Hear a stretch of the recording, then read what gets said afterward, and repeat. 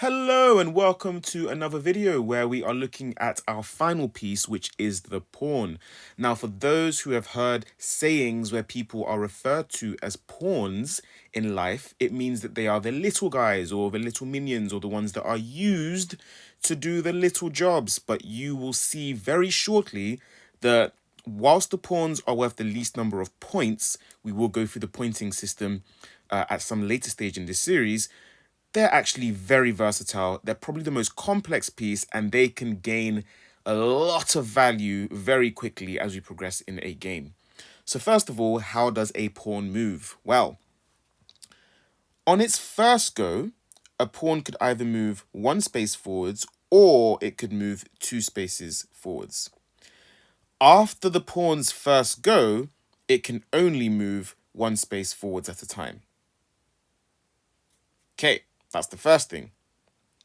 The second thing, whenever you have a situation like this, where two pawns are facing each other, or even if a pawn is facing another piece like this in a diagonal matter, you capture diagonally.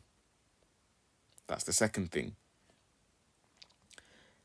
The third thing is a rule that is only for pawns, where if you have a situation like this, so let's just pretend we've played some moves and this pawn is here.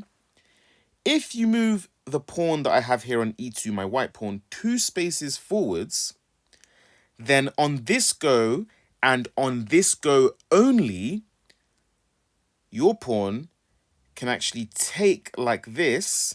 So this one disappears, and this is called en passant. So that's the next rule for pawns. And then the final rule for pawns. There's a lot of rules for pawns. I did tell you. The final rule is if a pawn gets to the other side of the board, then we undergo something called promotion. Let me just show what that looks like in an actual gaming situation. So let's add a king here and let's add a king here. And I'll show you what this promotion will look like. So let us turn this into an actual gaming situation. So let's suppose I'm doing this with the computer. Let's go for strength 1. And I'll be white in this situation. So I'm just going to show a situation where hopefully this computer doesn't play too well and it just lets me take. Yay! Okay, brilliant. So I'm just going to show you what happens when we get to the other side of the board. So we are playing with a king as well. Hopefully you remember how a king moves because it has come up.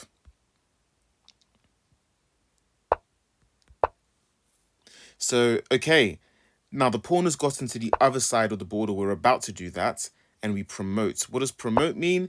It means that that piece can transform into either a queen, as we can see here, or a knight, or a rook, or a bishop.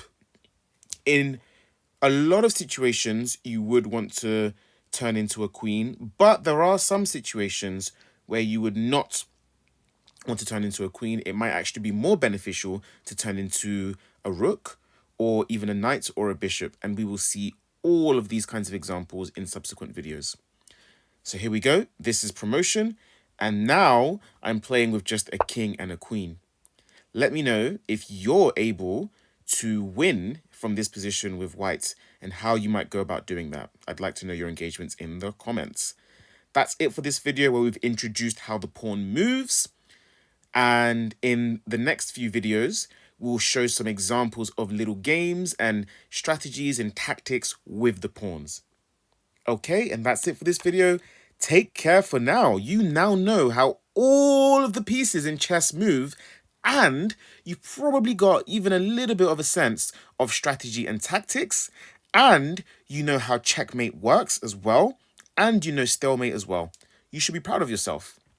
I'll see you next time, where we will continue to play some games that will develop the knowledge of chess in an even deeper manner.